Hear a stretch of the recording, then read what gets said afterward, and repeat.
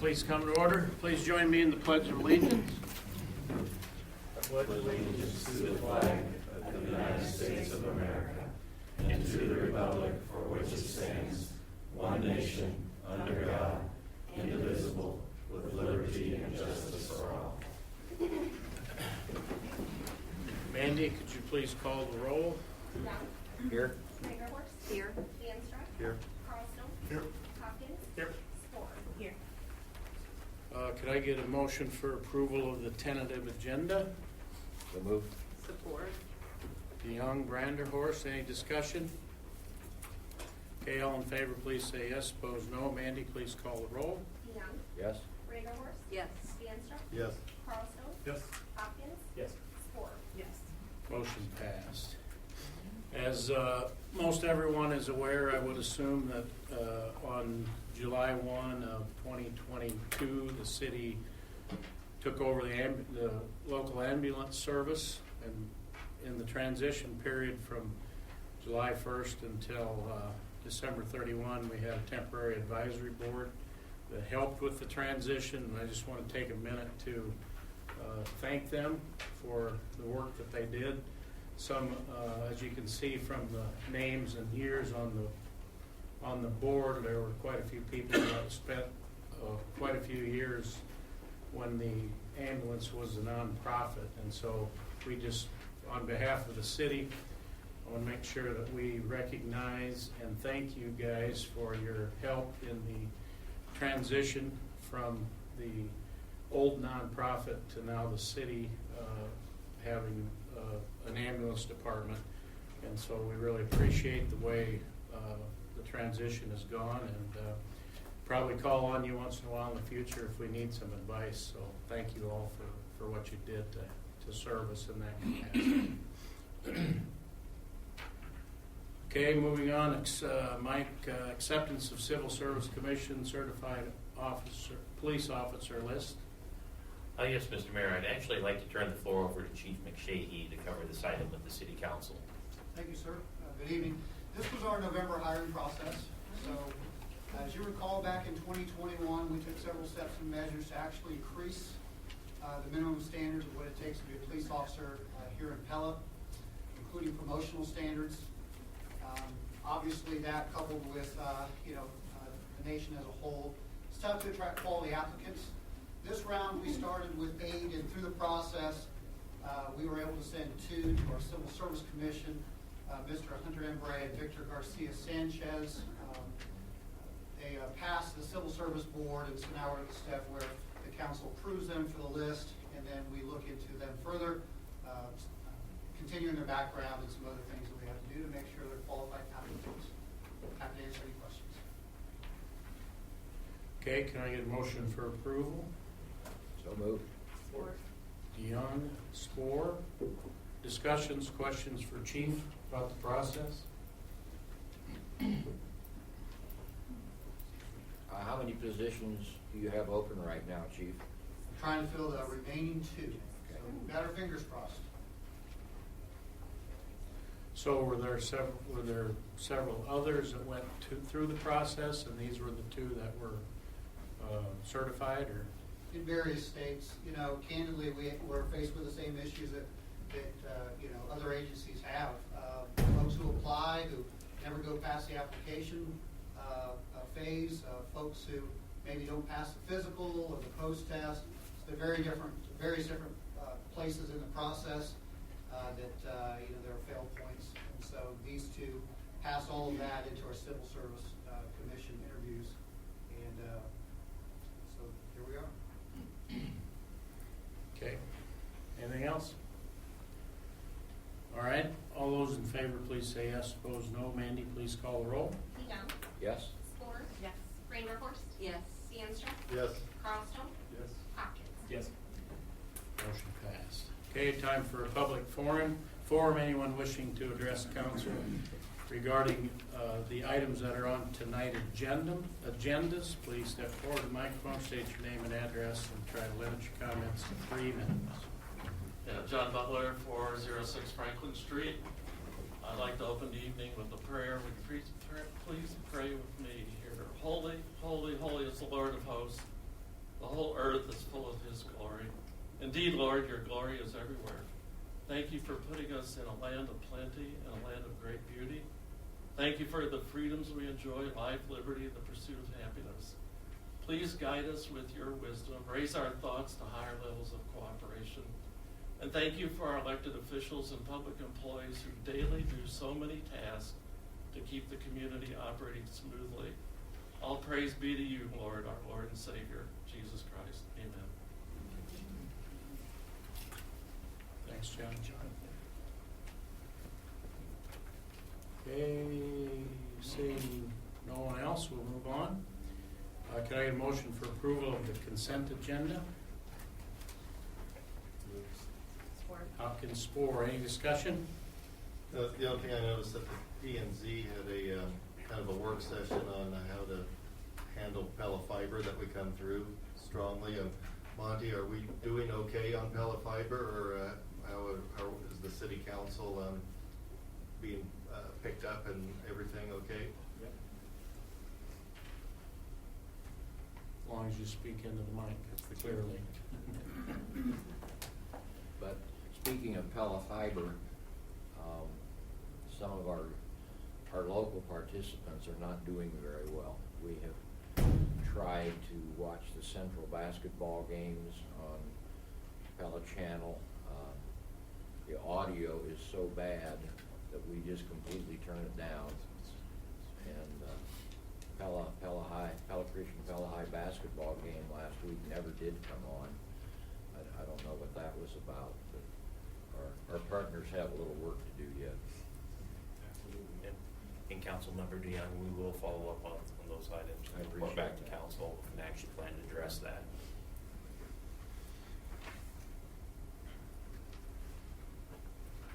All right, so we need to vote on the motion for approval of the consent agenda. All in favor, please say yes. Opposed, no. Mandy, please call the roll. Hopkins. Yes.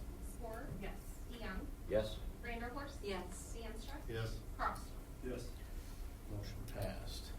Moving on, new Class C retail alcohol license with outdoor service and catering for Pella Market LLC. Mike? Yes, Mr. Mayor, I'd be happy to explain this item. I'd like to refer everyone's attention to the big board for a brief presentation on this item. And tonight, we're talking about the Pella Market, and they have it that is located at 503 Main Street, and they have applied for a Class C liquor license with outdoor service and catering service that would be effective on February 10th of this year. So the term of the new license would be for 12 months and would expire on February 9th. And it is important to note in this case, the application has been completed with the state of Iowa, and staff is recommending approval. And with that, Mr. Mayor, we'd be happy to address any questions the council may have on this item. All right, thank you, Mike. Can I get a motion for approval? So moved. For Vanderhorst, DeYoung, any discussion? All in favor, please say yes. Opposed, no. Mandy, please call the roll. Vanderhorst. Yes. DeYoung. Yes? DeAnstruck. Yes. Carlstone. Yes. Hopkins. Yes. Spore. Yes. Motion passed. New cigarette, tobacco, nicotine vapor permit for tobacco, vape, and e-cig. Mike? Yes, Mr. Mayor. Once again, I'd like to direct everyone's attention to the big board on this item. As Mayor DeWart stated, tobacco, vape, and e-cig is going to be located at 1530 Washington Street. Has applied for a new cigarette, tobacco, nicotine vapor permit that would be effective on February 8th, subject to council approval, and would extend through June 30th. Now, we do have some of the background that staff performed as far as research on this item, on this matter as well, and this also was included in the packet.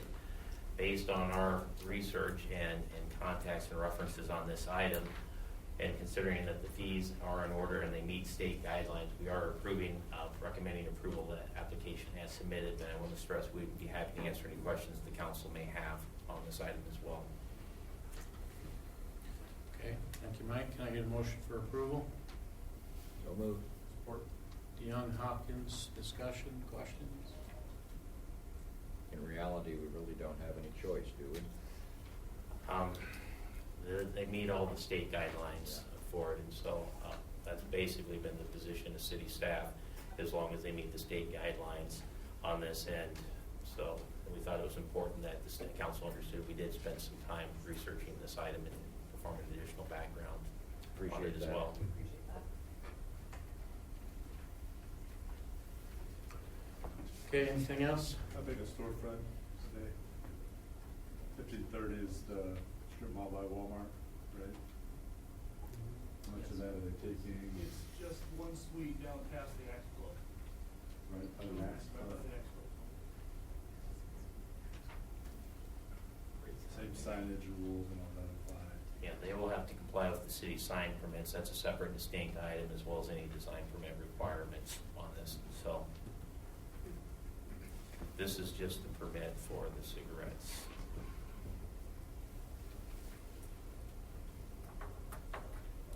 Okay, anything else? All right, then we'll vote on the motion for approval. All in favor, please say yes. Opposed, no. Mandy, please call the roll. DeYoung, Yes? Hopkins, Yes. Score, Yes. Vanderhorst, Yes. DeAnstruck, Yes. Crosstown. Yes. Motion passed. Moving on to resolution number 6547, entitled Resolution Fixing Date for a Public Hearing on the Proposal to Convey Easement Interest in Real Property through Option Agreements to Mid-American Energy Company and providing for public publication of notice thereof. Mike? Yes, Mr. Mayor, I'd be happy to explain this item. As Mayor DeWart stated, what this resolution does is simply establishes February 21st is the public hearing date on this item, and what is being proposed is conveyance to Mid-American Energy for an easement on city property, and we do have a map of the proposed easement area. Now, it is important to note that the city attorney has reviewed the easement documents, which are included in the packet as well, and once again, all we're simply doing is establishing February 21st is the public hearing date on this item. Mandy, let's go ahead and show the map if we could, please. What we have up here is the transmission line. Now, overall, when you look at the transmission line that goes up past on West Washington Street and up through the Prairie Ridge development, Mid-American is planning on relocating that existing transmission line. The issue that came up with the city was as far as a documented easement for a transmission line that's currently on city property. So this transmission line has been in place for a significant period of time. We're just formalizing the easement that meant for Mid-American's lines to be in the city's property that is located right here in these green highlighted boxes. But right here, a little bit of orientation. The orange area is the existing transmission line that we have right here. The Pella Airport is located down here. The purple area, I believe, Mandy, is the new transmission line that will be built. So by and large, the new transmission line will be in the public right away, and they're simply rebuilding on the city's section of this, the green highlighted area, the existing transmission line that's currently located there already. And all we're doing is documenting an easement that's been in place for a number of years. So with that, Mr. Mayor, that concludes the staff presentation. I'd be more than happy to answer any questions the council may have on this item. All right, thank you, Mike. Can I get a motion for approval? So moved. Bannister, Hopkins, any discussion?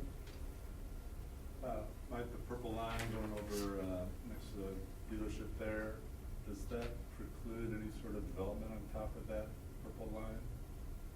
Is there a way to do that so they, I don't want them to end up with dead end ground right there? It seems kind of right in the middle there, or they didn't discuss it, or the Yeah. ball.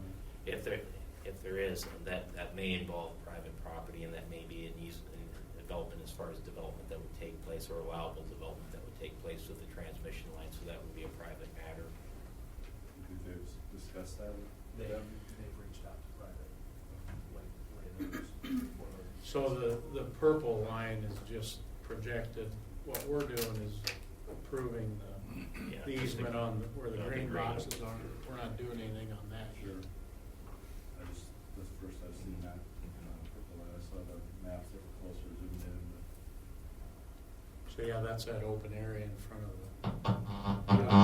Would that transmission line going across that old bridge, would that preclude other uses for that bridge? Well, I believe that the line is currently buried right now under Highway 163, so. What goes under 163, it's not across that railroad bridge? Gotcha. Okay, anything else? Okay, so we'll vote on the motion for approval of resolution number 6547. All in favor, please say yes. Opposed, no. Mandy, please call the roll. DeAnstruck, Yes. Hopkins, Yes. Score, Yes. DeYoung, Yes? Vanderhorst, Yes. Crosstown. Yes. Motion passed. Moving on, resolution number 6548, entitled Resolution of Pella City Council approving a final plat, South Main subdivision plat number 2. Mike? I guess, Mr. Mayor, I'd be happy to explain this item, and in summary, this is a housekeeping item. That's what staff views this matter. A little bit of background on this. On December 6th of last year, the City Council approved a final plat for the South Main subdivision. It was supposed to be plat number 2. The legal description on the resolution actually referenced plat number 1. What this resolution does is simply corrects the final plat that was approved by City Council last December. It corrects the legal description, so we have the right area on the final plat, and that should be plat number 2. And with that, Mr. Mayor, we are recommending approval of this item. Okay, thank you, Mike. Can I get a motion for approval? Support. Hopkins, Spore. Any discussion? Okay, all in favor, please say yes. Opposed, no. Mandy, please call the roll. Hopkins, Yes. Spore, Yes. DeYoung, Yes. Vanderhorst, Yes. DeAnstruck, Yes. Crosstown. Yes. Motion passed. Okay, moving on to abstract bills number 2120. Can I get a motion for approval? So moved. Support. Manstra, Spore. Any discussion, questions? Okay, all in favor, please say yes. Opposed, no. Mandy, please call the roll. DeAnstruck, Yes. Spore, Yes. DeYoung, Yes. Vanderhorst, Yes. Crosstown, Yes. Hopkins. Yes. Motion passed. Council, anybody on council have any other business you want to address? Mark, you already addressed the Pella Fiber problem. Anything else anybody wants to address tonight? Okay, now we have time for public forum, for anyone to address the council with any other business, city business that you feel needs to be addressed. If so, please step to the microphone, state your name and address, and try to limit your comments to 3 minutes, please.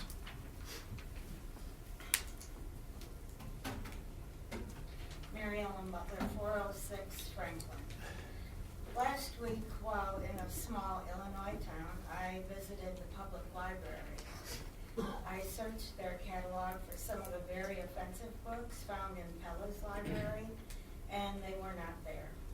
I talked with the librarian and learned that they are associated with the American Library Association, and that she is familiar with the books that I had been looking for.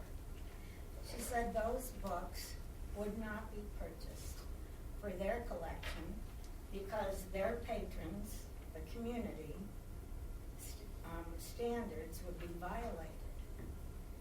She said it was a conservative community with many churches. I said, me too. That's where I'm from. She said that if I would look closely at their collection, I would see that it reflects their community. I agreed with her that a community has a right to set its standards and hold to them. I wished her well and encouraged her to keep up the good work. Last month, I attended the meeting of the Library Board of Trustees with a friend. We introduced a book rating system to them. It's similar to one that the motion picture industry uses. Booklooks.org uses a numerical rating based on content so that a person can decide before they read a book whether or not they want to. Some board members were familiar with it, and some were not. I presented a report on a book in our library entitled Red, White, and Royal Blue, which is a novel of a romance between the son of the President of the United States and a British prince. It is rated 4, with 5 being the worst, for explicit sexual activity, obscenity, and profanity. The board is very defensive and suggested that I look at their policy addressing the development of the collection. I read that policy, which states that the director of the library is responsible for selecting and purchasing books in our library. The board told me that it is their desire to provide a wide array of reading material and let people choose for themselves. I told them that I was astounded that they would approve of providing books whose focus is on genitalia and how to use them. I wonder if, in the interest of intellectual freedom and enlightenment, do we have books on how to rape? The answer to that is yes. How to commit suicide, murder, thievery, or how to build explosives? I will be attending next week's Board of Trustees meeting and asking them that. Isn't it astounding that books that portray pedophilia, if in the possession of a person on the street or shown on TV or in ads, is prohibited by law, but can be disseminated by our public libraries and our public schools?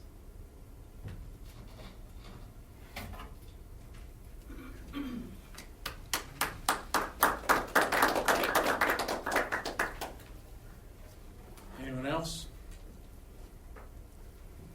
Okay, we're going to move on to our policy and planning sessions.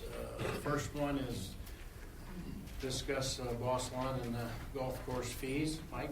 Oh, yes, Mr. Mayor.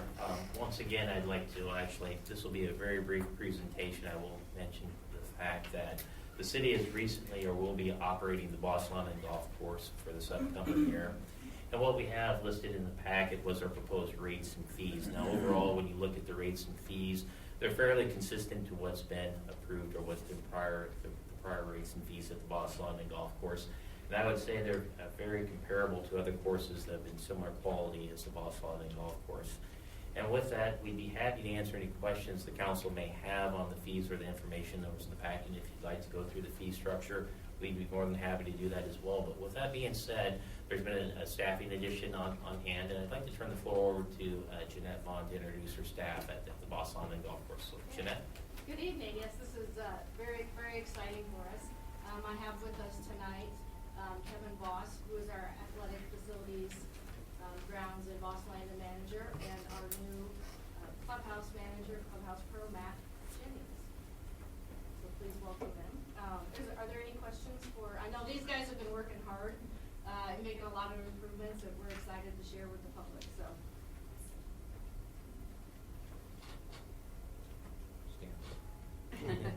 Who?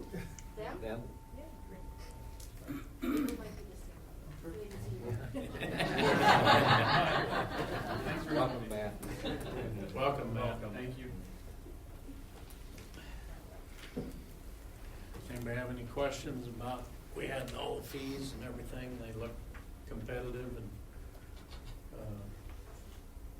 what we probably need? Anybody want to change anything you saw or leave it I up to liked you? that the juniors was cheaper than other areas. I thought that was Yeah. great. Thanks. Great. You qualified? No, I'm not qualified. I got a 90s grade. She's a great golfer. I am not. Well, if the weather stays the way it is, maybe we'll get to an early start to the golf season. I don't know why you had to put a picture of number 14 up there, which causes all of us headaches every time we play it. But it is a pretty hole, looking at it. How is the clubhouse coming? I see they've gotten started. Yeah, we have gotten some, working on some slight remodeling in there, kind of taking down some of the old look, and we'll have a new look coming in. So we got a lot of staff working on it, and some contractors too, so we're excited about it. And the conference center project too. And the conference center, that is going on schedule. They're working in the kitchen area and also getting the elevator area ready, so they've been doing some drywall repair also.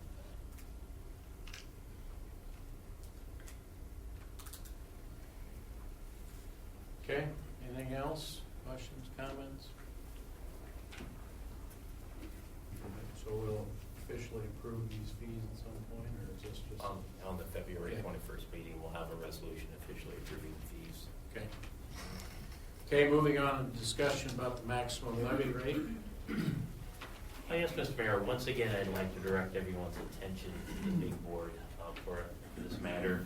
A little bit of background on this. Under the current state law, cities are required to hold a public hearing on an annual basis, which establishes the maximum property tax rate on this. And the reason why we're talking about this in a work session tonight, in order to meet deadlines for filing the city's budget with the state of Iowa on this, we are going to need to hold a public hearing on the maximum levy rate on February 21st. Now, I would be remiss to state, just so everyone's on the same page, when we talk about the city's budget, this would be on the fiscal year that would start on July 1st, 2023 and extend through June 30th of 2024. Now, I want to stress the discussion tonight that this action that we're going to be taking on the 21st simply establishes the maximum rate, or the maximum levy rate that the city council could levy under for the upcoming budget year. And I equally want to point out is the city is not obligated to set a levy up to that amount. And so we're free to establish whatever maximum we'd like to do, but we're not obligated when it comes to officially approving the budget. But in order for us to proceed at the staff level, we view this exercise as beneficial because we feel the discussion tonight will help us establish parameters in making a budget recommendation to the city council. So again, as far as the discussion this evening, we're talking about in terms of the maximum levy amount and items to consider. We're not obligated to levy up to the maximum amount. And I also don't want to infer that, or anyone to take away that this is city administration's recommendation on any items. We are still actively working on the city budget, and I think this discussion once again will set parameters for us and will be very beneficial in making a budget recommendation to the city council. So let's go ahead, please, Mandy. Now, some items to consider as we talk about the city's levy rate. It's very important to note that our existing levy rate has been at $10.20 per $1,000 of taxable valuations for over 20 years at that level. So we've had a very good run and a lot of success at maintaining our levy rate. Now, as far as items are concerned for next year, Mandy, let's go ahead and pull up just so we're all on the same page and we're talking about the taxable valuations for next fiscal year. Overall, the taxable valuations increased by 1.42%. And there's a couple items I want to point out when we consider really next year and also future years for the city as it applies to taxable valuations. This year, we experienced some additional property tax legislation that was approved by the state of Iowa and in effect gave commercial and industrial property owners property tax, a reduction in their property tax bill. The state equally turned around, and for next year we have a backfill amount of $158,000 that's intended to offset the property tax cuts for commercial and industrial properties. I will also state that this is somewhat of a moving target and it's difficult to quantify what the actual tax cut and the ramifications to the city are right now. We're actively working on this at the staff level, and the Department of Revenue is still in the process of revising their estimate. The latest estimate that we had was $158,000.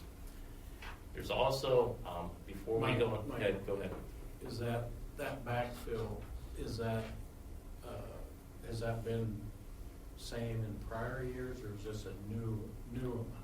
Because we don't have a whole lot of growth here, Yes. Valuation growth. Mm-hmm.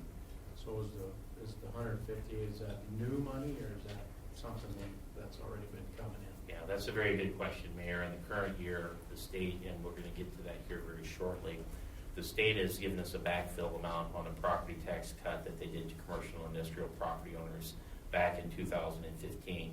The current amount that we're having in this current year is $184,000. So this would be a new amount for additional property tax cuts for commercial and industrial property owners. So this is new. From my perspective, and just a little bit of history on state backfills, what we've tended to see at the city level, right, wrong, or indifferent, is when there's been property tax cuts for various classes of property like commercial and industrial. The track history has been initially the state will establish a backfill amount and say they intend to fill that the cities. Traditionally, at some point in time, that backfill amount has been eliminated, and that's been a track history that hasn't been just recently. That's been for, been in city government for a while, 25 plus years. That's been the track history at the state level. So anytime, I think the lesson learned on this is anytime you hear the word backfill at the state of Iowa, what you really got to take away from is this is a property tax cut that at some point in time will be wholly funded by the city of Pella on the matter on it. As far as we know, the state intends to fund it for the foreseeable future, but that could change as well. Right now, they're estimating the impact at $158,000. At least that's our backfill amount. City staff, when we've gone through the exercise and looked at the actual cut, we believe that that amount could be greater, but the state is still revising their estimates as well. So there's still some reconciliation that needs to be done on that matter. So are we gonna talk about the actual numbers Yes. coming up? Yes. Because I don't know that I asked the question, Mhm. right? So Yep. maybe it'll come out. Yeah, I think we'll have it here in the next bullet point as well. Now, as far as next year is concerned, there's something else we want to keep in mind on it. The state is currently considering legislation that would reduce the residential property tax assessments for the upcoming year as well. It's our understanding that they intend to pass the bill and it'd be retroactive to cities for the upcoming budget cycle. And what they've told us is there's a possibility that the deadlines for filing the city budget instead of basically by March 15th, right around mid-March, that would be extended towards the end of April on it as well. With this would reduce the residential assessments for the city on it. We think it's about a 3% decrease to the property tax base when you talk about the residential assessment or the residential rollback rather on the matter. So there's a possibility that the taxable valuations could be decreasing even more than what we're showing up here. So that's still being actively discussed and considered at the state of Iowa. So there'll be more to come on that here very shortly. So let's go ahead, and this may be what we're talking about with the mayor on it. Items that we need to consider when we start talking about maximum levy amounts on it is traditionally what we said, the state of Iowa has reduced the state backfill amounts. And we talked a little bit about the existing backfill that's currently in place. We're projecting for next fiscal year, it'll be just over $138,000. The current fiscal year, it's $184,000. The state has told us that this will be fully eliminated by fiscal year 2027 on the matter. So when you look at our projections, this council is aware, we always balance the budget over multiple years. We never do just a single year at a time. So we'll be taking a look at not only 24, but also 25 and 26. And what you'll notice when we get to that, not only notice, but it'll be seen from our projections that we'll have decreasing amounts for the state backfill amount. And that's just what they've told us. And by 27, that will be zero on the matter. So let's go ahead, please, Mandy. Now, other items as we consider the budget, and I'd say that these would be more on the challenging side, and I'd also like to state for the record, every budget at the City of Pella has been challenging, some more than others. And in this case, we do have an enhanced level of inflation that's going on in the country. We're no different than businesses are right now. We've seen the increases on the cost of goods that we acquire on that, and that has a real ramification on the city's budget. Let's go ahead, Andy. We also expect this year to have higher wage increases for the city's workforce, and this would be, I think what we've seen, at least at the city level, when we look at cost of living increases, they're up across the state of Iowa for next year as well. Let's go ahead, please, Mandy. And one of the items that we have that is new, and I will state for the record, this was an essential service, and I'm proud of the action that the city took in this matter in providing the service to the citizens of Pella. But keep in mind, this discussion tonight is meant to establish parameters for making a budget recommendation. And oftentimes when you talk about maximum levy amounts, I get the question, well, what's new this year that wasn't there the prior year? Well, a big item for us was providing ambulance service for us. Now, when you look at the ambulance, because of the pressure and actually the mandates that we have on the clients that we serve and not being able to charge I'd say, the people that use the ambulance, the full rates for the ambulance, where that leaves us is traditionally with the subsidy amount. Right now, we're pegging that at about $600,000 annually. So please keep that in mind as we talk about the maximum amount that the city could levy on the matter. Before I go any further and start to get into numbers, is there any questions on any of these items? So my question, the property tax valuation is 1.4% increase, which I think amounts to $93,000. That is correct. Right? Yes. In our property tax increase. But when we compare year over year, we are also losing 46,000 of the backfill from the state That is compared correct. year over year. Yes. So in reality, we're looking at 40-some thousand dollars of actual property tax increase. That is correct. Does that 1.42% include any guesses for that proposed legislation? No, this was, it's actually, and I did a little bit of background on it. This was the actual certification that we got for the city's property tax valuations. Okay. On it, the legislation that's being considered by the state of Iowa would be retroactive, so they would have to readjust this number. So if they did readjust this, keep in mind, residential property on a taxable basis makes up about 60-some% of the city's tax base. So if you're talking about a 5% decrease is what's being proposed on that, that will decrease this amount. So it will not be 1.42% by the time the state is done with this item. Okay. Let's go ahead, please, Mandy. As we stated, we always look at items that are out into the future as well. And the reason why you want to do that, you don't ever want to take a look at just 1 year. 1 year could be somewhat deceiving. It can be manageable. But when you look at a 3 year, it's been my history on this. We balanced the budget over 3 years on the general fund. On that, it's somewhat difficult to do past 3 years under the Iowa tax system. Utilities, we'll present a 5-year balanced budget for those, but within this 3 year period of time, and actually this is between a 3 to 5 year period of time, with the first two being within 3 most likely. We have a combination of items. Currently, the city's debt service levy rate is about 19 cents per thousand of taxable valuation. Looking at these items, we've taken on a few additional projects in prior years, and that levy rate is projected to increase within the foreseeable future, within the next 24 months, up to about 40 cents or so. So when we look at that, that'd be about 20 cents on the property tax rate in future years. When we look at the city's public safety and look at the capital improvements within, the reason why we wanted to bring this to the city council's attention is looking at the CIP schedule. The city's communication system is in need of an upgrade on this, and Chief McShahey will be explaining this in further detail during the budget process, but the amount could be significant for the city on the matter. And when we look at it, that's a necessary item. It's an essential service when we talk about the city's public safety and our dispatch system, as well as the needed radio system upgrades to it. It could be upwards of $1.2 million to the city of Pella, and that's a fairly significant expenditure for a general fund on this as well. We're looking at within the next 5 years, but within the next 2 years, replacement of another ambulance that we have.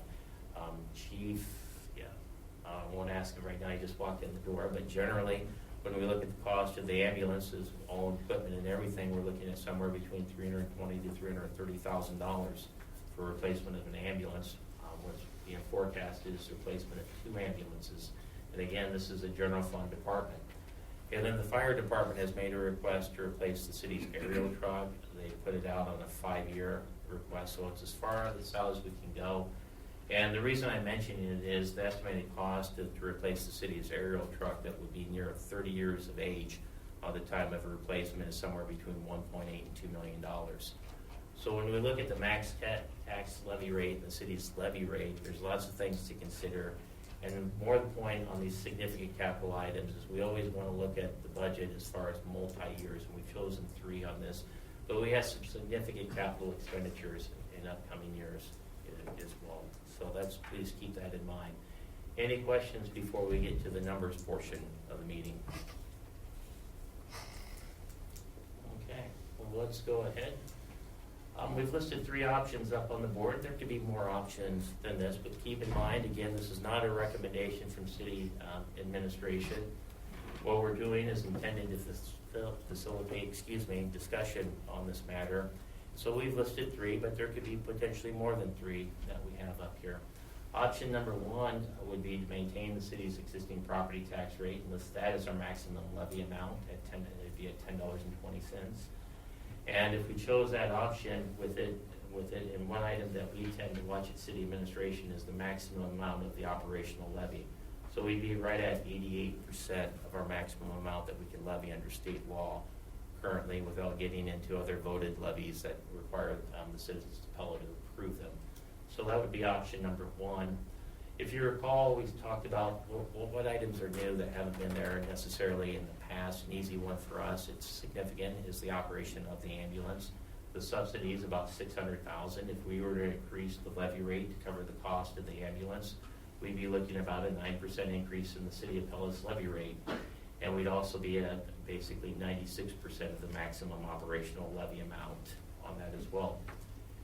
And the third item is a relatively easy one. Anytime you talk about max levy amounts, it could be easy for cities just to list the total amount that they could possibly levy in property taxes to satisfy the state requirement. If we chose to do that, we could actually increase the city's maximum levy amount, we believe, up to $11.59 on what we would have. And this would be a 13.6% increase in the City of Pella's levy rate, be 100% of the maximum levy operational amount as well. So those are three options that we have listed up, and I know that was a lot of information that we had to consider. But I also state, as far as the discussion that we have, is we view that we are facing some significant items that we have in the future. And then it's also, from my perspective, it's somewhat of a challenging environment economically right now. And the third item that's frankly a wild card is when you look at the state of Iowa, and I'm not arguing right, wrong, and different, it's just the reality of where things are, is the state is considering property tax legislation on the matter. I think the last time I looked at it and viewed it, there's 3 property tax reform bills on that hand. And we need to consider that when we consider maximum tax levies as well for discussion purposes. But finally, once again, I want to stress, just because we set a maximum tax levy amount does not mean we're obligated to do so. And I'm really looking for just the parameters of what the maximum could be as we formulate a budget recommendation to the City Council. So with that, Mr. Mayor, I'd be more than happy to answer any questions the City Council may have on this item. So when do we have to establish this? The public hearing, what we're going to be doing is the notice has to be sent on February 21st. The public hearing would actually take place on March 7th, correct, Mandy? Yes, that's correct.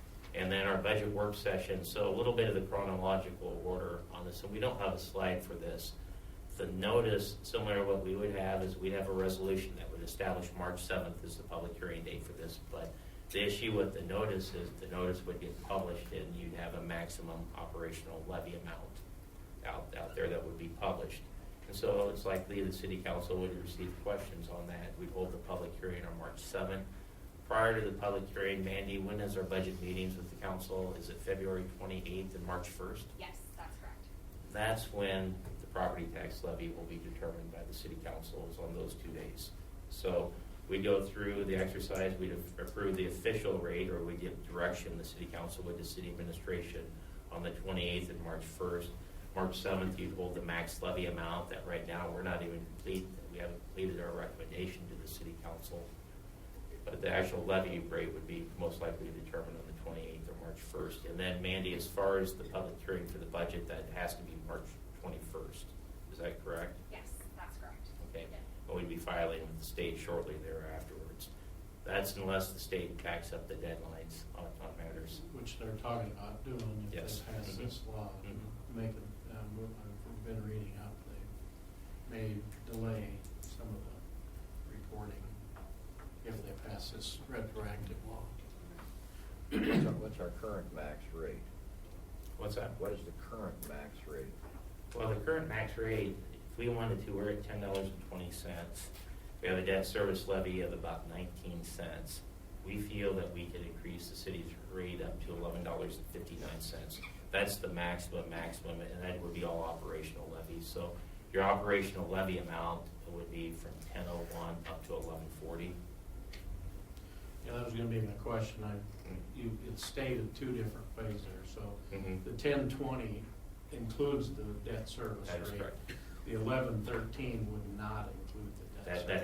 includes the debt. Oh, So it does. it's apples to Okay, apples. okay. And not to confuse things even further, but the max levy, I think the forms with them are strictly the operational levies.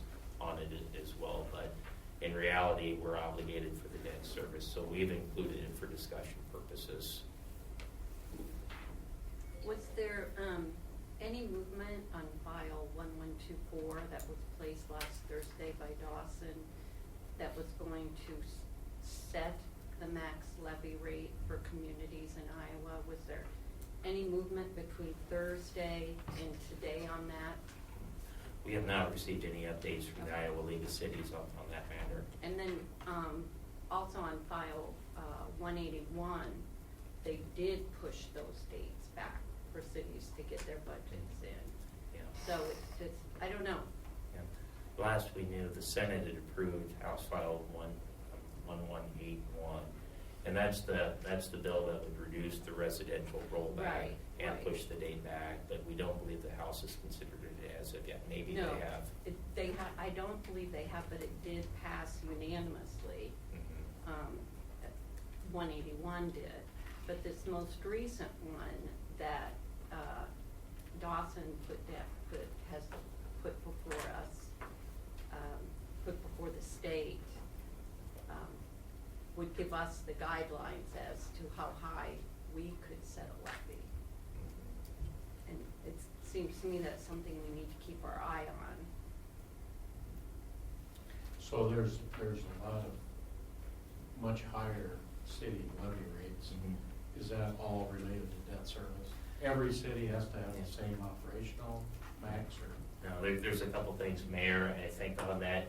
Now, when you look at cities, the City of Pella has one of the, I'd like to say, I would say it's one of the lowest tax rates in the state of Iowa. Generally, when you start getting into other cities and you hear the upper limits, what some cities are limiting, it's attributed to two things. One would be the debt service levy. The other one, actually three things, they may have some levies that have been approved by their voters that they could levy for, and there's specific guidelines in Iowa if you're going to levy additional property tax dollars for various services cities provides, as long as the voters approve them, you could on it. And the other item that's always a big ticket item, and for us, we're somewhat a little different, but you usually get into where cities get higher levy amounts. It's usually attributed to the retirement system, particularly the police and fire municipal retirement system. And I'm going to be spouty. I don't like to put numbers offhand, but generally the retirement contribution on earnable contribution and compensation is somewhere between 22 and 26% of a police officer or a firefighter on that. That's a big ticket item for cities, especially cities that operate full-time fire departments on that as well. So when you look at that item is amount necessary that you can. So generally, Mayor, in answering your questions, one of them, when you look at our rate compared to others, they're higher. It's usually attributed to the debt service. And for some cities that have full-time fire departments, that retirement number is significantly higher than ours that comes across as an operational amount on it. And then third, they may have some voter-approved levies on it that allows them to levy additional property taxes as well. I can see that you might like this discussion because it kind of gauges the council. It's really an exercise just to be an exercise, because we can vote the maximum tax levy just for this purpose, but still at our budget meetings vote 1020. That is correct. But I can see that. One question I had for you, if we would go the lowest route, the 1020, how much would we dip in our reserve? Do you have any? Maybe a better question is, what level are you comfortable dipping into reserves?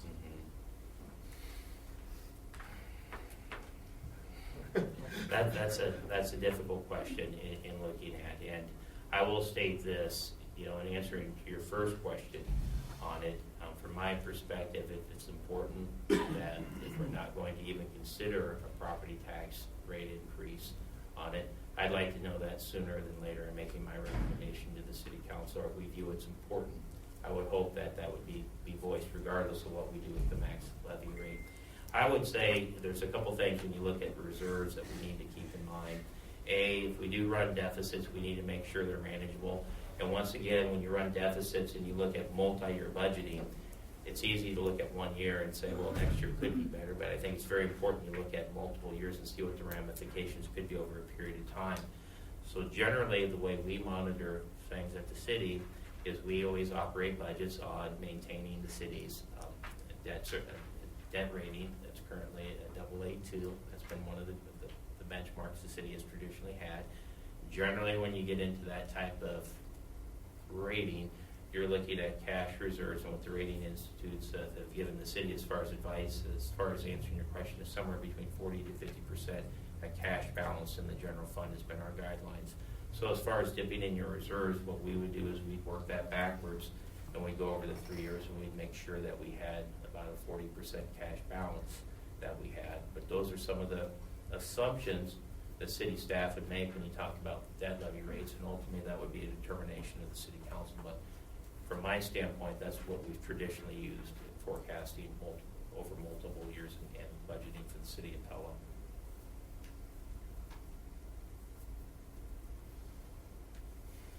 Long-winded answer, but I think that the takeaway is your reserves is we like to be somewhere about the 40% amount of annual cash expenditures. Okay, so tonight we're not making any decisions. You're looking for guidance. Yes, sir.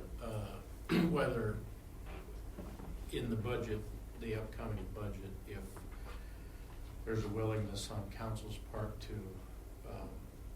consider a higher tax levy than what we currently have. That is correct. At some point, we have to put that out there, and then we don't necessarily have to adopt it. But That is correct. Okay. Well, for me being involved in the ambulance,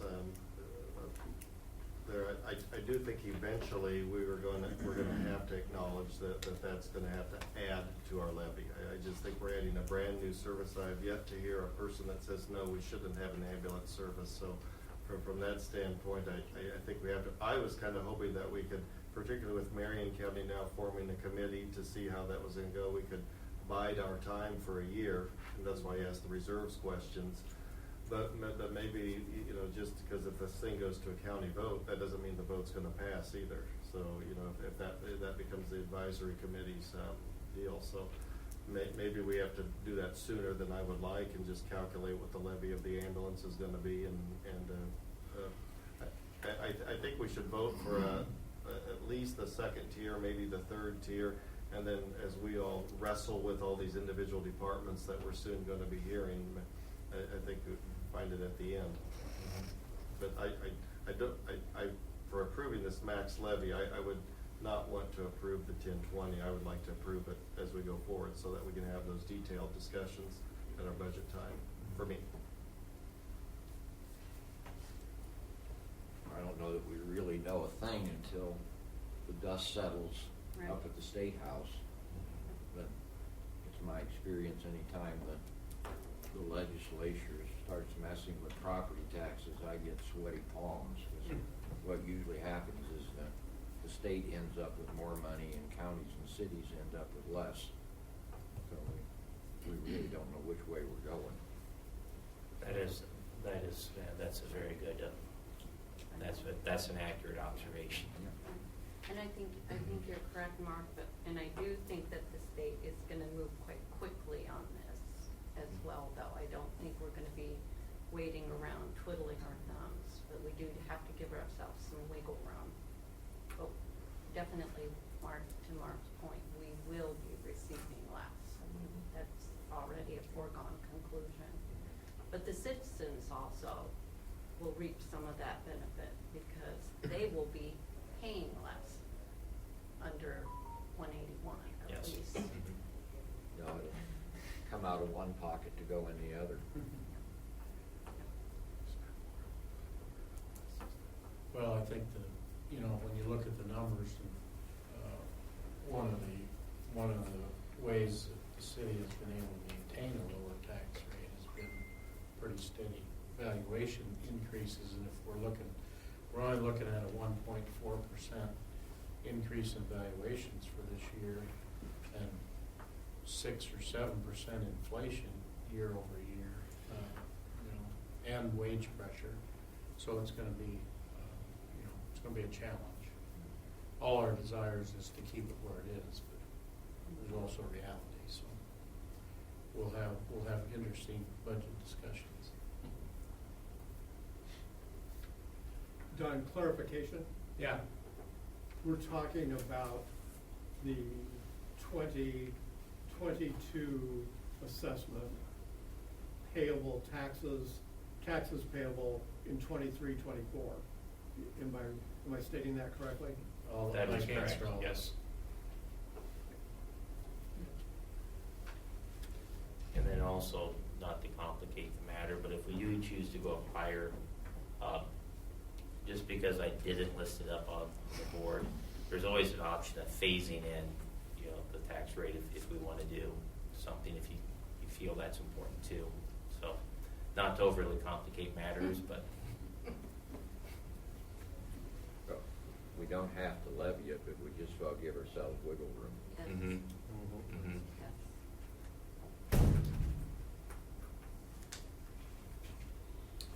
Okay. Anything else? Is that all you need, or? I think option, I'd say. Maximum of option I'd say two. avoid option 1, option 2 or 3. I'd be comfortable Okay. with either of those Okay. for that. But just to point out, when you go back to that Pulitzer Prize winning newsletter of December 22, our next highest of our neighbors is 1430. Mhm. So even at the worst at 1159, it would be a long ways away from that.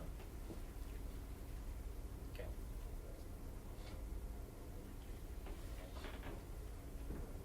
Okay, did you have a question? Actually, yeah. Or did we answer your questions? Thank you, Mr. Mayor. Yeah, my name is Harry Ehrlich. I'm a resident. I live on Countryside Lane. And I came here tonight actually thinking to try to encourage you to lower the tax rate. Now, looking at this, it kind of throws another wrinkle into it, but I've only been a resident 3 years, but my taxes have gone up about 8%. And I talked to the assessor's office yesterday. They're projecting that next year, which won't be this year, but it'll be the next one, at 15 to 18% across the county. So with this any kind of an increase of the rate, to me, is going to be a double impact on the typical resident. And I would encourage you, and I'm very supportive of the general government. I'm a former police officer and a firefighter, so that to me is basic government we need to do. But on the other side of it, for fixed income retirees, about a third of the community, the assessed valuations that are hitting us now are going to have an effect if you don't even change the rate. So if you do consider a rate change, I would encourage you to let people know that ahead of your public hearing, and to really consider it seriously. Thank you. Yeah, we will have a lot of budget discussion on February 28 and March 1. That will go department by department. And then as I think, what do we have to set the rate on the 7th of March? Is that what I heard? That's the public hearing for the max levy Max rate. amount.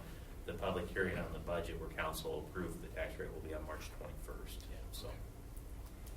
And it could all get moved back based on the state, That is correct. which appears likely they're going to pass, Mhm. probably pass that law, so it'll end up getting some extension to digest what the new law will do to the numbers. All right, anything else, anyone? All right, before we adjourn, we have an exempt session and a closed session to go into, so unless someone wants to stick around until we come back out of those, we'll have that in here. Pursuant to Iowa Code 21, Chapter 21.9, to discuss employment conditions of employees not covered by collective bargaining agreement. Miranda Horst DeYoung, any discussion? All in favor, please say yes. Opposed, no. Mandy, please call the roll. Branderhorst, DeYoung, Yes. Banstra, Yes. Carlstone, Yes. Hopkins, Sporer. Motion passed. Do I have a motion to enter into closed closed session pursuant to Iowa Code Chapter 21.51J to discuss purchase or sale of particular real estate only where premature disclosure could be reasonably expected to increase the price the governmental body would have to pay for that property or reduce the price the governmental body would receive for that property.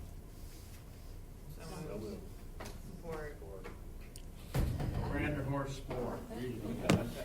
No. All in favor, please say yes. Opposed, no. Branderhorst. Yes. Spore. Yes. DeYoung. Yes. Banstra. Yes. Carlstone. Yep. Hopkins. Yes. Or, All in favor, oh, it was Banster and Spore. All in favor, please say yes. Opposed, no. Mandy, please call the roll. Banstra. Yes. Spore. yes. DeYoung. Yes. Branderhorst. Yes. Carlstone. Yep. Hopkins. Yes.